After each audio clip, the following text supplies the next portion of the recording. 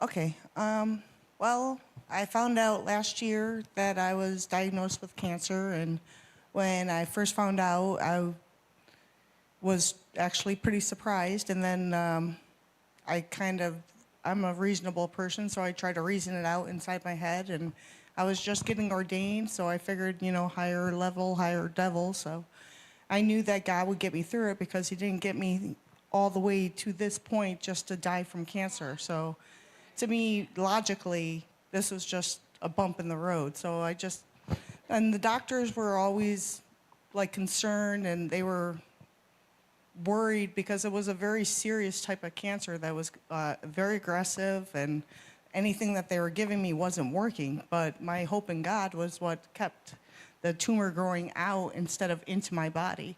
So just thinking that God's going to do it, like a lot of it has to do with what's in your head, that you know that God's going to do it. No matter what you see, no matter what the doctors are telling you, that God's going to do it, and God will do it, because He's not a man that He should lie. And I've always stood on His word. His word will not return back to Him void. So if you get into His word, then you repeat those same prayers that you want over yourself. So if you just do that, then God's faithful to do it, because he cannot lie about it. I did the same thing with my son when he was in Japan.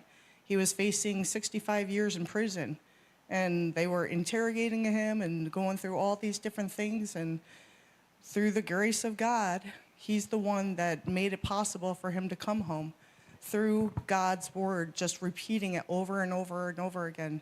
And because God's word will not return back to Him void, God is faithful and just to do what He said He will do. So you just cling to that, and God will do the rest. Okay?